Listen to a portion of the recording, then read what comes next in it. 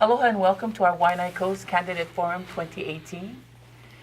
We thank you for taking your time to be with us here today at the Ōlelo Studios here in Mapunapuna in Honolulu. We're hoping that you will just relax a little bit and be able to express your perspective, your heart, your mana'o, and that our people will be able to make a more informed decision when it comes time to voting. But today I'd like to introduce to the left of me, my partner today is Kaukaohu Wahilani. Aloha mai. And our timekeeper is Meleana Kamai. Myself, I'm Lokana Keliikoa-Pua. But right now, Kaukaohu will go ahead and start us. Sure. Mahalo, Tita. So right now, thank you, Samuel Wilder King II, Ke'omoku Kapu, and Paul Mossman for coming here. So right now we're going to do an introduction. You folks have 2 minutes to introduce yourselves. So let's start with you, Mr. King. Okay. Hello, aloha. I am Samuel Wilder King II. I am running for the Office of Hawaiian Affairs Oahu seat because I believe that OHA needs change. I think it's a time of reform and a time for improvement, and OHA is at a crossroads. I believe, as I've stated publicly on my website, www.votesamking.com, and in various articles in Civil Beat and the Star Advertiser, that we need to go in a new direction. We need a new leadership at OHA, and we need to return fiduciary obligations to the Board of Trustees. And that leads into my background. I am born and raised in Hawaii. I graduated from Punahou High School in 2002. I went to Georgetown University and graduated in 2006. I graduated from University of Hawaii Law School in 2013. I've worked in urban planning projects and in Iraq with the U.S. government. I've interned with senators in Washington, D.C. In Hawaii, I've worked at the Hawaii State Supreme Court for a year. I also worked for 3 years as a real estate attorney, and I'm now working in the healthcare sector. Perhaps most importantly in my background, of all of these things that I'm very proud to have accomplished, I am also the president of my homeowners association, which, interestingly enough, for the Waiʻanae Homesteaders Community Association, they would really understand what that meant. And what it means is, I know what fiduciary obligations are because I have them. I am now currently the president of my homeowners association, and I've been the president for the past, I've been re-elected 3 times. I've been on the board since 2014, and I've worked with the responsibility and lived with the responsibility of spending other people's money on the right things. And we need to bring that kind of responsibility back to the Office of Hawaiian Affairs, and that's what I intend to do. So mahalo for having me here today. Ke'omoku. Ai aloha mai kako, Ke'omoku Kapu koe noa na kauala mai o ia mai Lahaina mai. My name is Ke'omoku Kapu. I am from Kaula Valley in Lahaina. Well, my mo'okua hau extends not only here on Oahu on my mother's side, which is a ha'o, but on my father's side, which is a kapu. So I am a descendant from the valley that I live on properties that was awarded from the time of the Crown. So I'm a kuleana landowner. I've been very much involved in how decisions are made in the county, state, and as well as the federal level. I served in the County Council Cultural Resources Commission for a full term. I also served 8-year terms with the Maui Lanai Island Borough Council.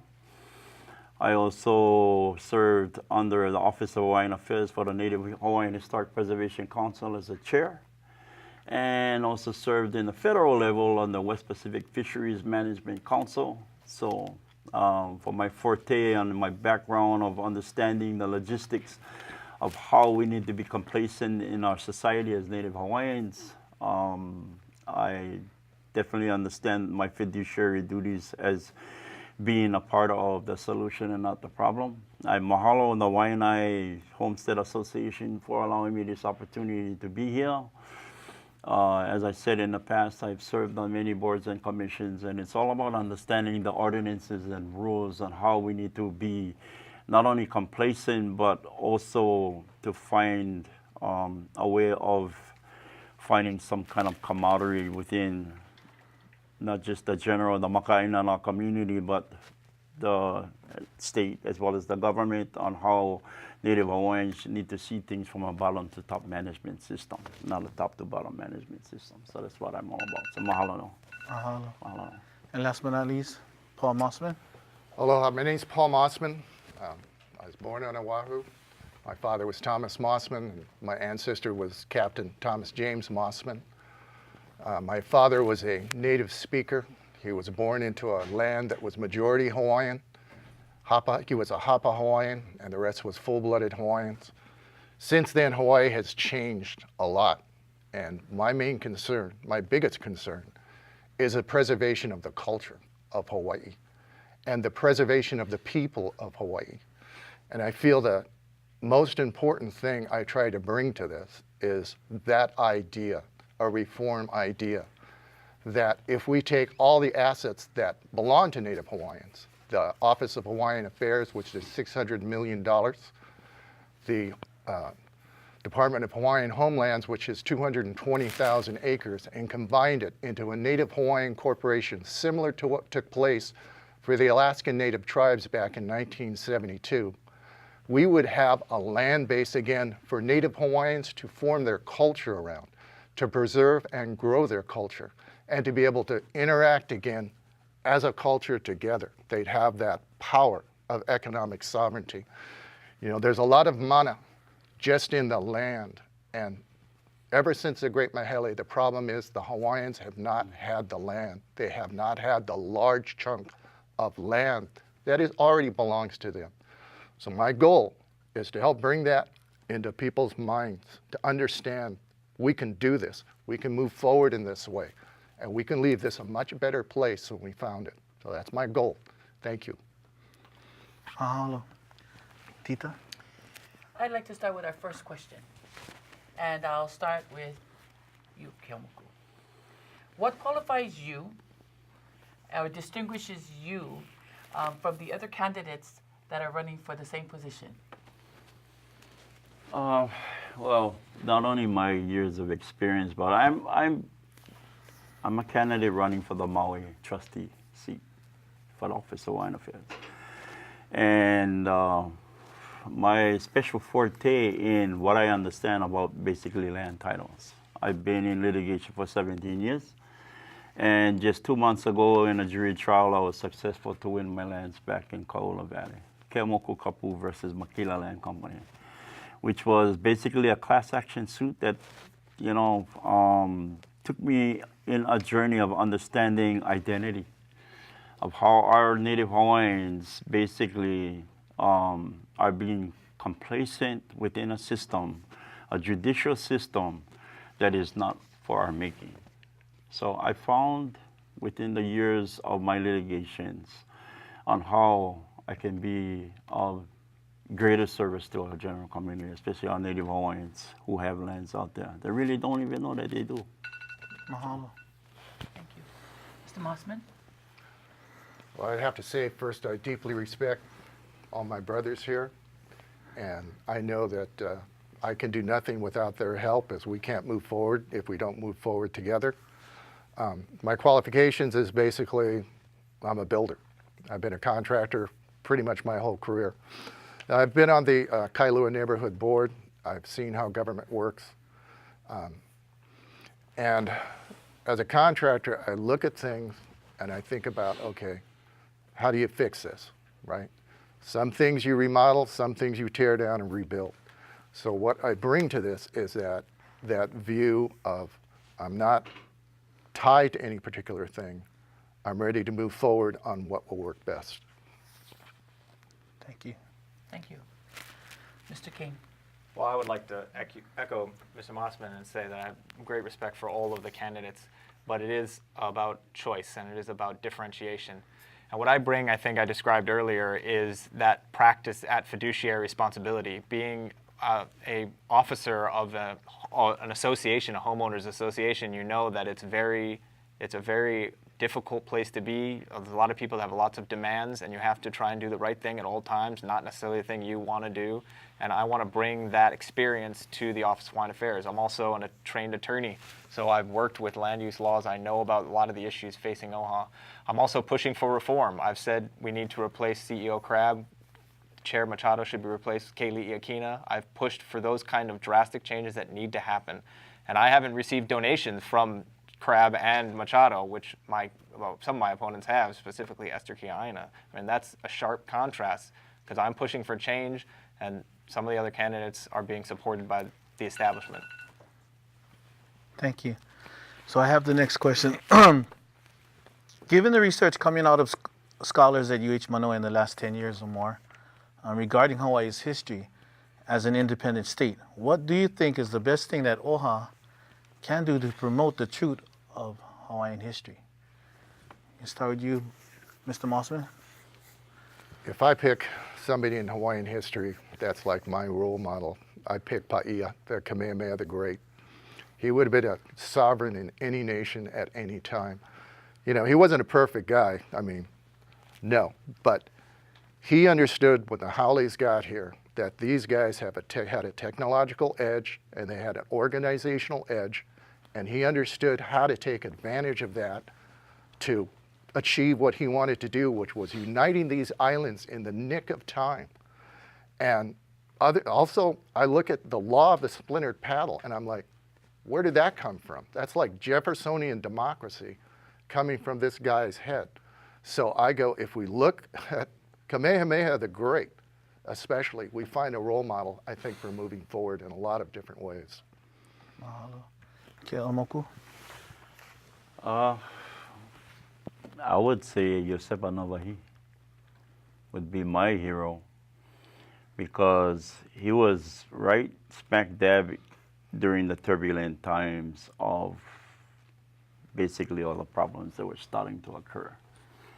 And he served as a reminder to let the people know that to not trust the Trojan horse, to make sure that we know basically, you know, what we're getting ourselves into.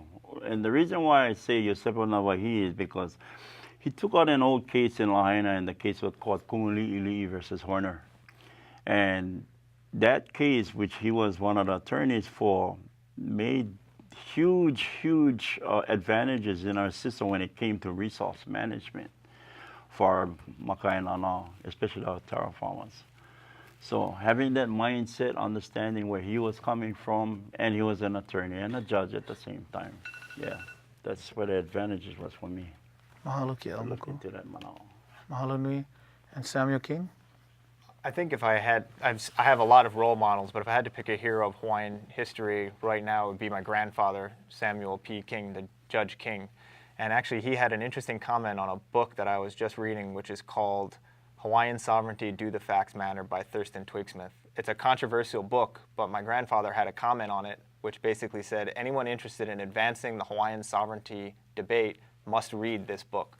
And it's important to remember that just because the research is coming out of the University of Hawaii Manoa doesn't mean that it is 100% the truth. I mean, it's all about citations and it's all about history. One of the things I know that I've seen before is there's an often cited number that there were 1 million people in Hawaii before contact, and people always treated that as some sort of truth, and it's actually a very controversial number, a high-end estimate, and most people don't think it's accurate, but it's treated as such by many now, but most scholars dispute it. So that's one example of many things, but it's a very complicated history, and OHA should not be involved in determining what that history is. It should be involved in the research, the discussion about it, but it should not be trying to lay down the law.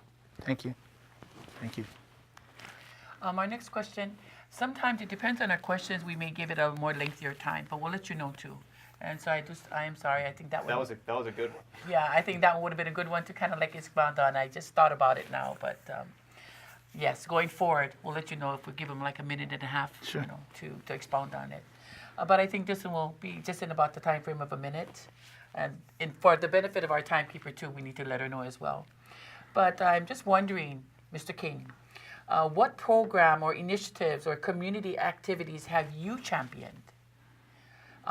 And does that apply to Native Hawaiians, to OHA, beneficiaries.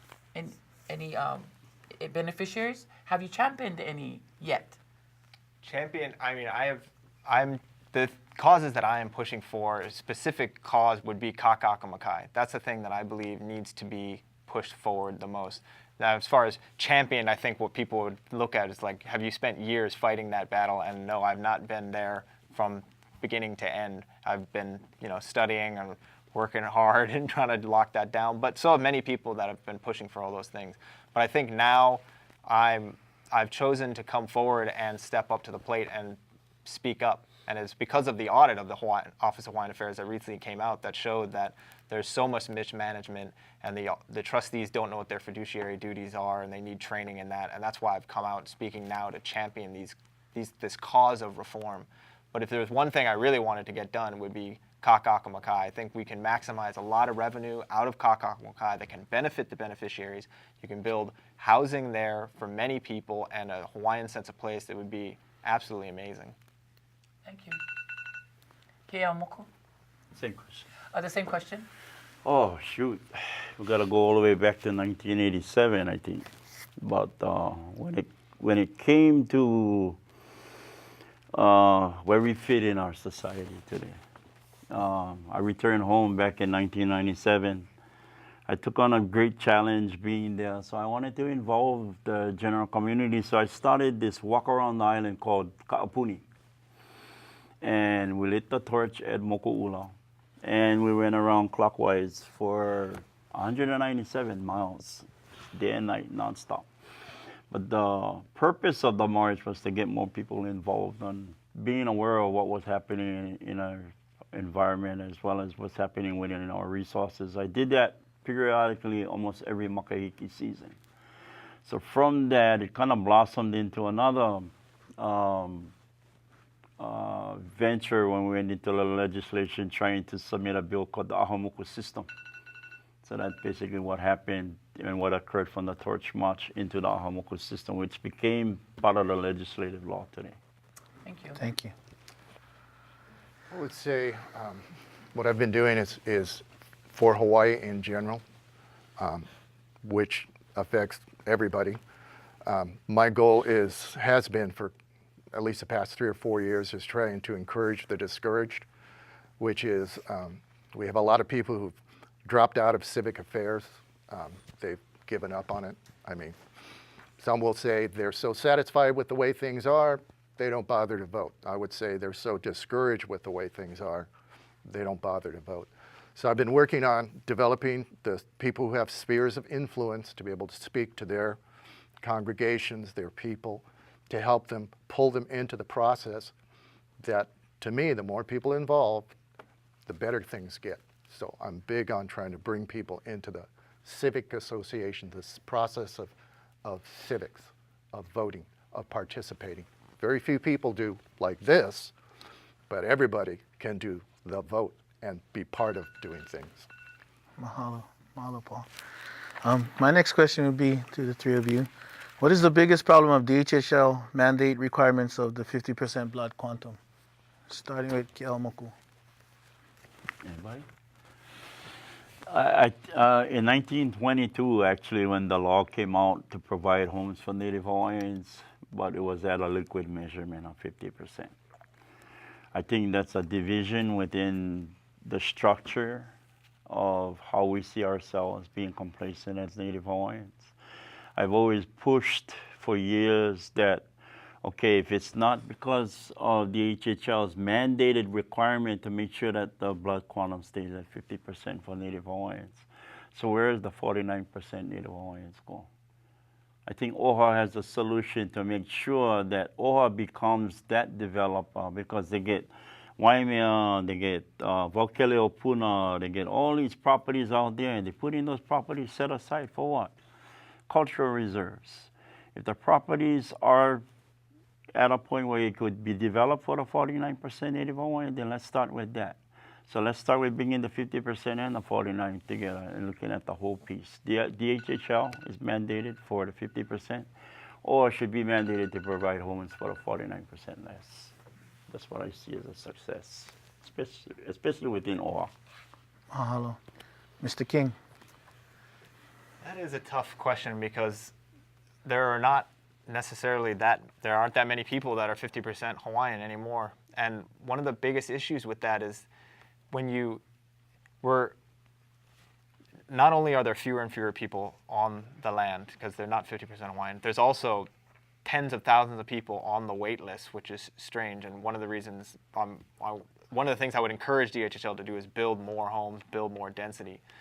But I think one of the things we want to look at as a community is to say, do we want as Native Hawaiians to be separated from everyone? Do we want that to be the focus and the objective of all of our efforts and all of our mana'o and all of our experience, all of our leaders? Do we want them to be focused constantly on where do we get our land? Where do we get our space? Where do we get it that's separated?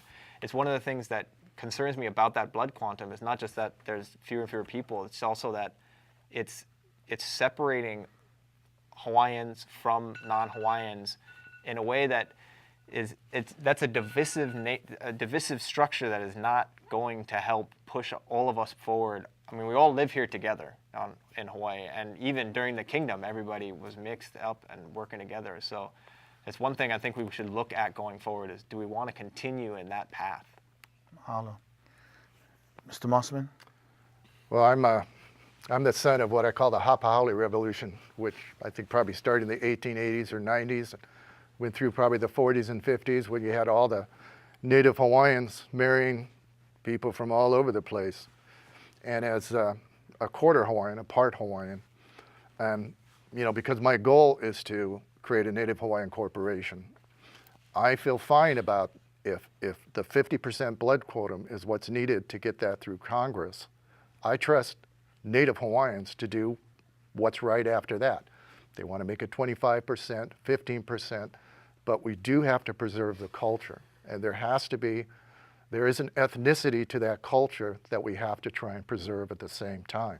So yes, we have friends and family all over the place, but we have to shepherd that carefully. And it's part of stewarding Hawaiian resources, is to take that into account and let the Hawaiians themselves decide these issues. Mahalo. Thank you. And our next question, and I'll start with you, Ms. Martin. How would you work to protect existing programs for Native Hawaiians?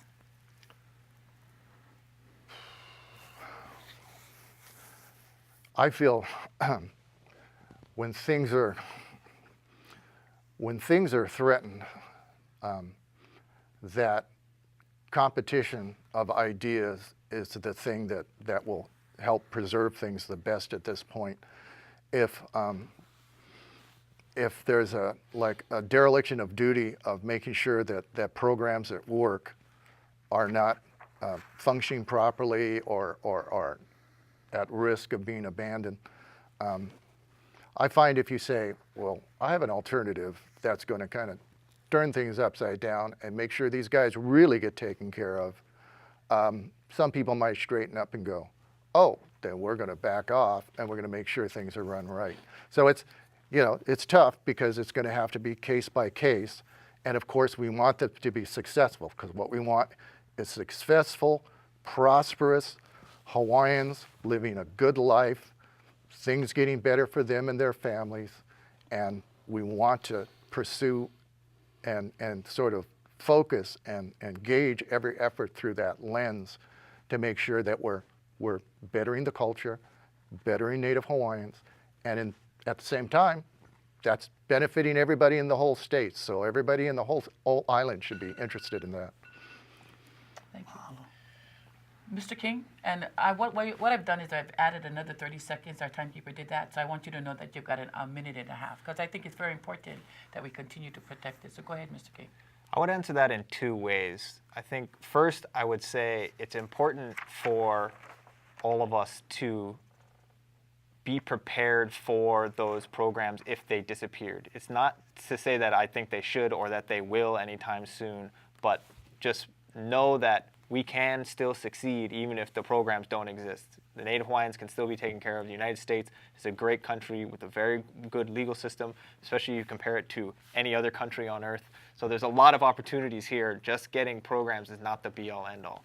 But the second thing I would say is, I think to protect the programs, we have to start with reform of the Office of Hawaiian Affairs. And that's what I want to do, because the Office of Hawaiian Affairs is operating under a massive trust deficit, not just in the Native Hawaiian community, but the entire state of Hawaii looks at OHA and says, what is going on over there? Why would we give more to that leadership group if this is what it looks like? So we have to clean up the governance of OHA. That is what will protect the programs, because then you can say this is a program worth protecting. It's having value. It's adding value. I mean, I was said in my one of my Civil Beat articles that the Office of Hawaiian Affairs Research Division doesn't have data that measures what the status of Native Hawaiians are. They've been using U.S. Census data, and it doesn't actually provide for the margin of error, and their data is very inaccurate, and they think they don't know that it's inaccurate. And that's one of the things that needs to be fixed. That kind of credibility that you build, that will help people then say, okay, these programs are effective, they're worth having, they're worth the money, we want to keep them, we want to protect and help Native Hawaiians. Because ultimately, protecting and encouraging the Native Hawaiian culture, that is critical, that is important, and everybody believes in that. Thank you, Mr. Lee. Go ahead, Keamoku. More oversight on all the programs, basically. And I think we got to rewind from the beginning, from 1978, the Constitution, what occurred over there in Chapter 10, and also the missing elements of what OHA is required to under the 20% city land revenues. The 5F city land revenues are supposed to be basically for three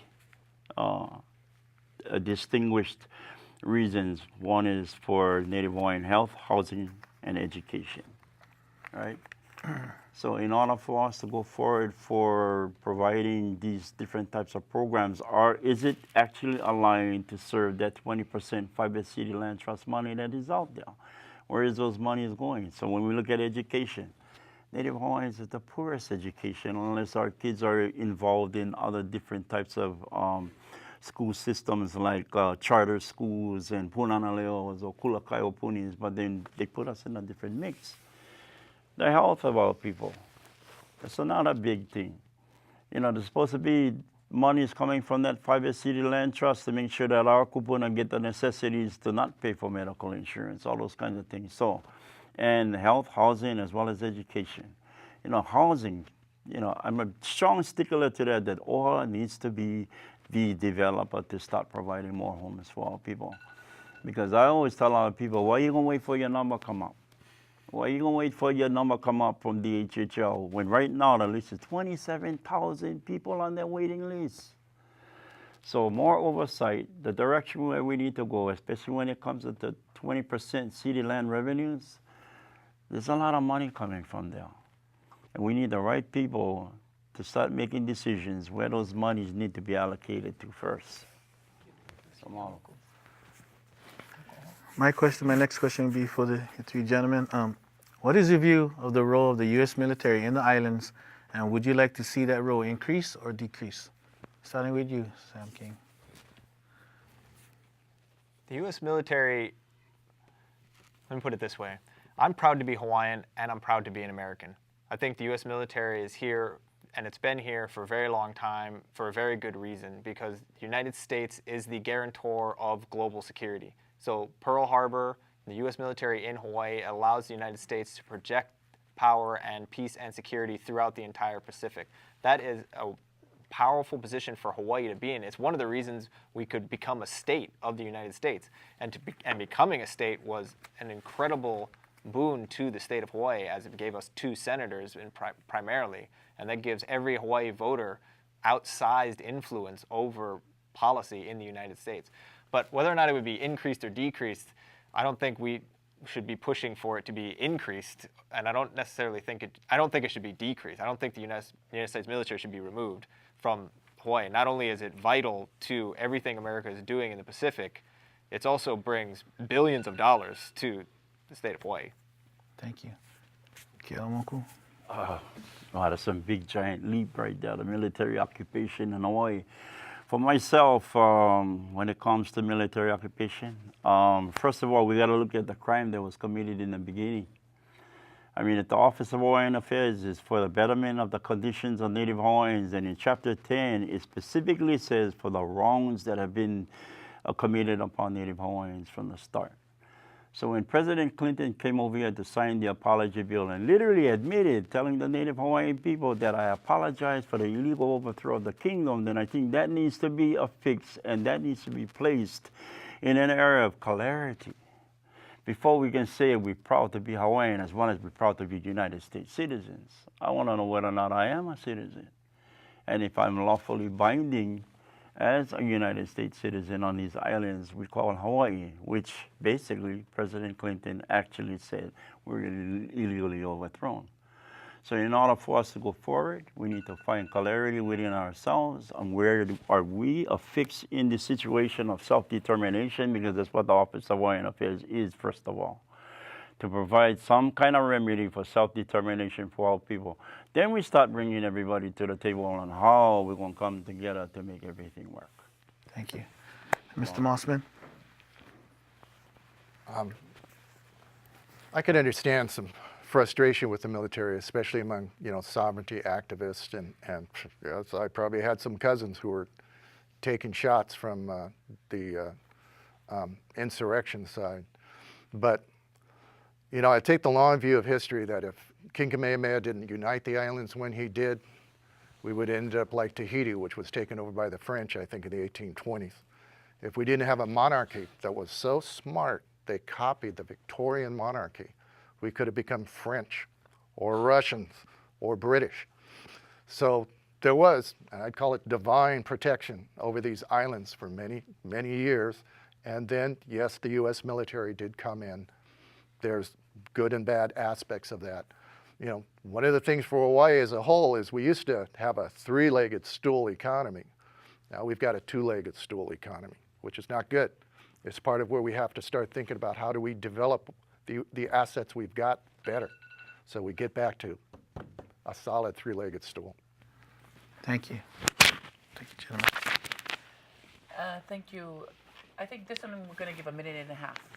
And we'll start with you, Keaomoku.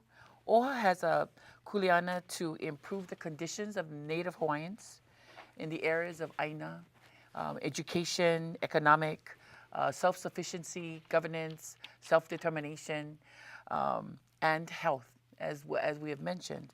One of the best programs that had a lot of influence and benefited our people is the Olina, now OEV. Yeah. And I was wondering how you think should that program return? Are you aware of it? Did it benefit our people? Slightly aware of it. But I think that, all these amenities for Native Hawaiians is, what do you call them? Like a microscopic test tube on what would work, what wouldn't work, how we need to go forward, what angles. I mean, OHA provides a lot of educational tools out there. The best one I see coming out right now is Papakilo. The Papakilo database allows Native Hawaiians to extend further out there on the amenities that they have out there, especially when it comes to title.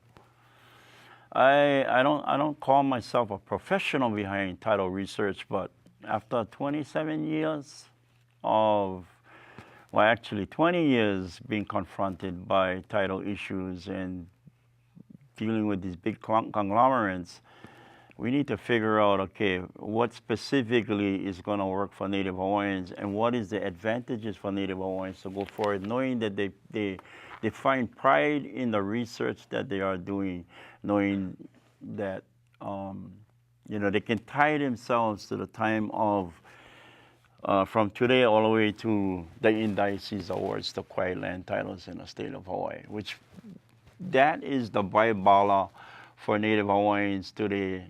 And all these other resources should tie to that specific reasons as to why we need to find our place within this society. Once you understand those things and the tools are right there before you.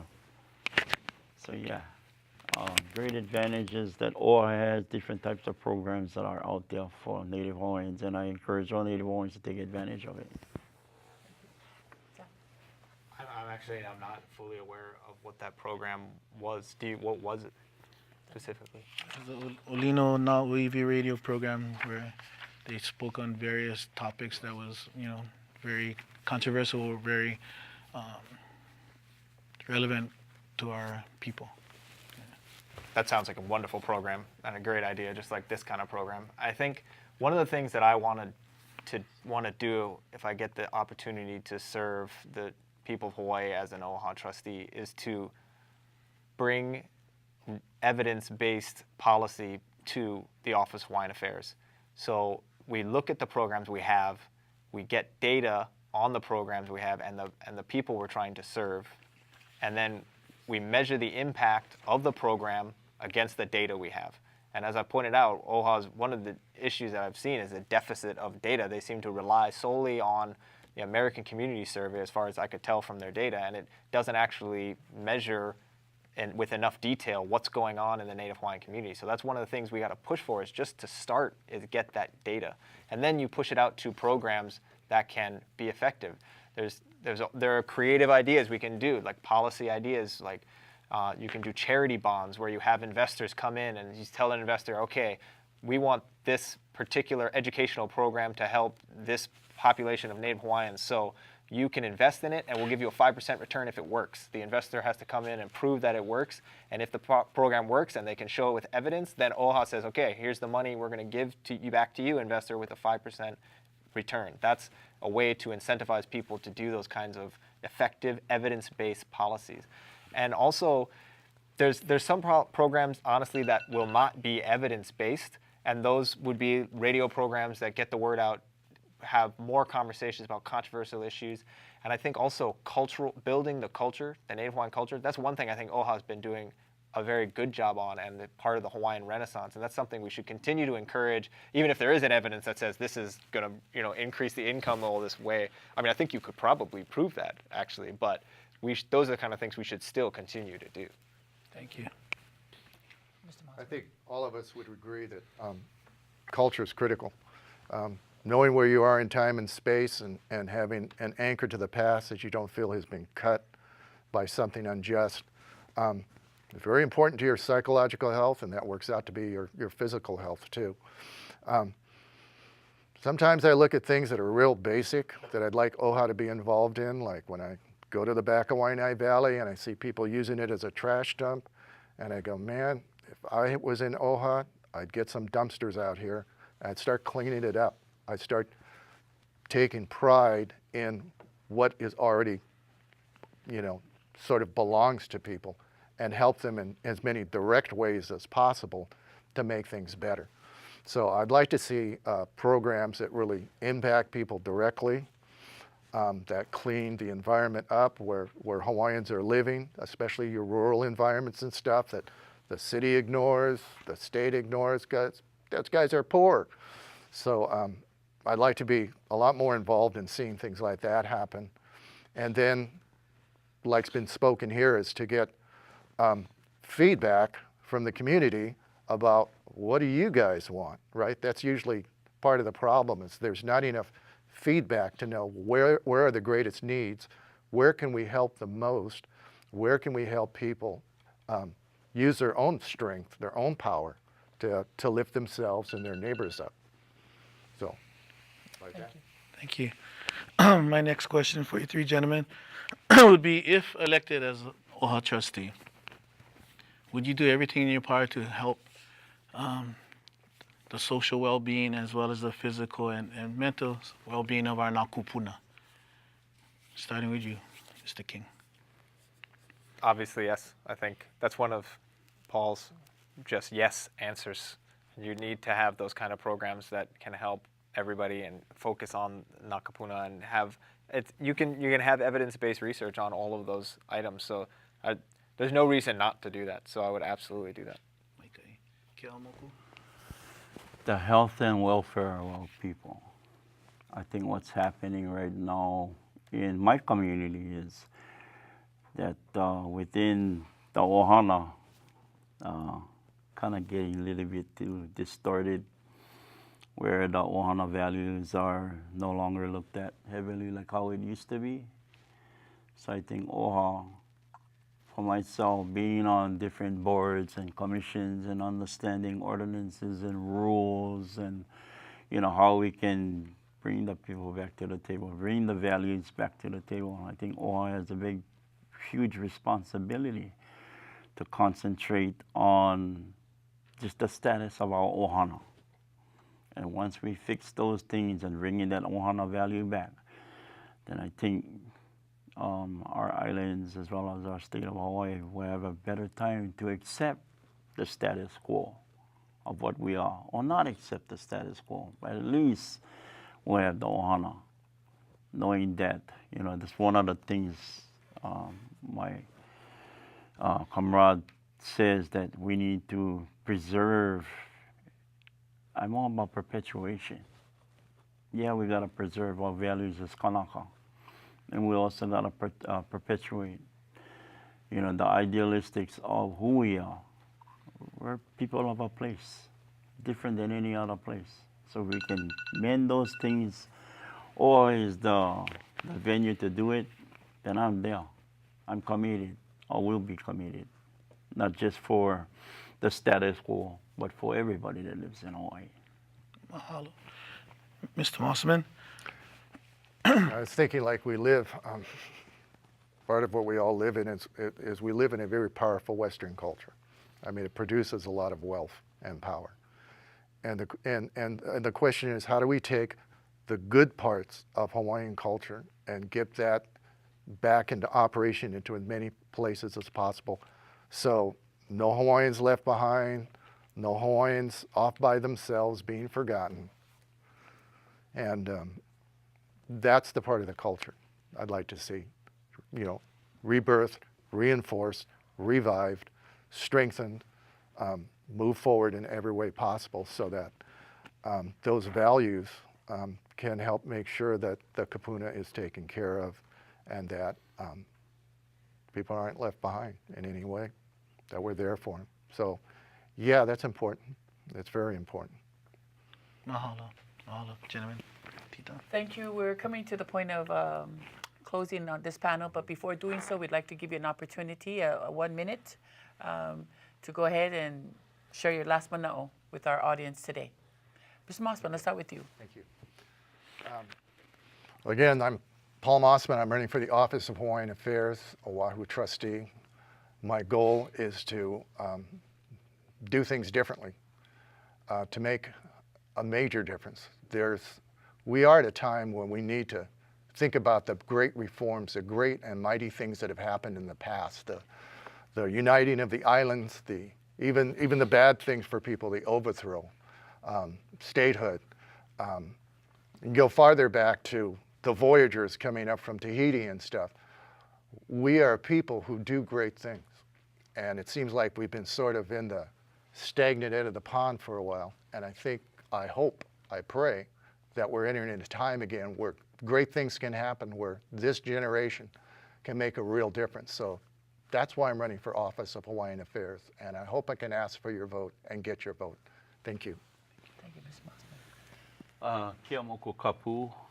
I'm running for the Maui trustee seat for the Office of Hawaiian Affairs. And I've been up this road many times, but always in a backcourt. So I'm right now taking a stab at it again, and hopefully that my constituents out there see the values that I'm worth sitting in a seat to decide the ultimate fate for our people of Waiʻanae. So remember me when you go to the polls. Kia moku kapu, Office of Hawaiian Affairs. Mahalo.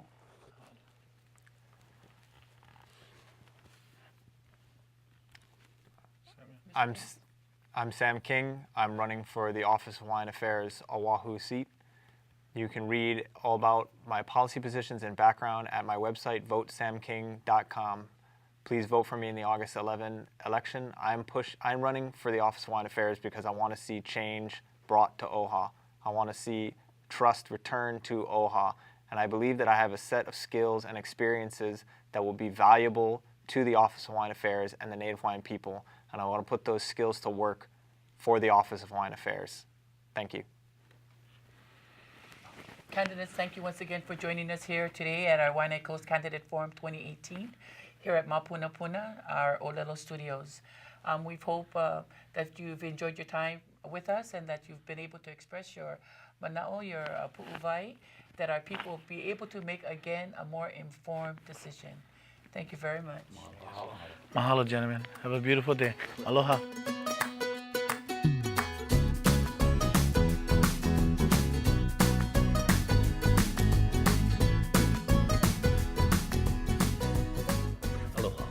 Welcome back, and I am Pokalai Nui. Kapua is with me, and this has been quite an informative panel, seeing three very distinctive approaches, and yet there's various questions that had been asked. Was there anything distinctive about the answers that you found among the three candidates? You know, part of our purpose of having these is to get more specific information. And, you know, it's good to talk about history and to talk about the things that we know. But what I'd really like to know is what the person plans to do. Yeah. You know, what the person's mana'o was on the subject matter. So and of then the how three they intend candidates, to how did address they it. distinguish themselves? Well, it seems like Mr. Keliikoa-Pua had some good specific responses, and I really appreciated that. But I do appreciate all of them coming. I just appreciated his more specificity. I thought his response that really distinguished him from the other two candidates, Mr. King and Mr. Mossman, was his response to the question of militarization of Hawaii. And on that point, he was very clear. The other two were somewhat, well, Mr. King was very supportive of U.S. military, the role of the United States, the role that Hawaii has within the United States for defense purposes. Mr. Mossman was not as clear on that point, and he was more descriptive rather than advocative. But when Mr. Kapu spoke on that matter, he was absolutely clear, able to point out historically the invasion, the aggression, the fact that President Clinton came down and made the apology. And so just that answer itself, I thought was a greatest distinguishing response to the questions that had been posed. Yeah, I can appreciate it, especially because of his responses. It hits more with me. It's not settling for what is now. It's saying what is now is not what should be. And that's, you know, that's what us Native Hawaiians are going for. What should it be? And he was hitting more of my heart than the other responses were. And I, you know, you have to respect people's opinions and where their positions are. And so for me, I really appreciated Kapu's. I thought there were issues that I was concerned about, and I found that they were not listening clearly to the questions asked, and oftentimes they would deviate into issues that they wanted to address. You know, the Office of Hawaiian Affairs is not the be-all and end-all to all of the Hawaiian issues. The fact that there is garbage in Lualualei does not mean that OHA should be charged with garbage pickup now. Right. And the payment of education costs, that's a general that's cost. That's for, you know, and I'm just going to go and say it, the fake state. That's for the fake state to do.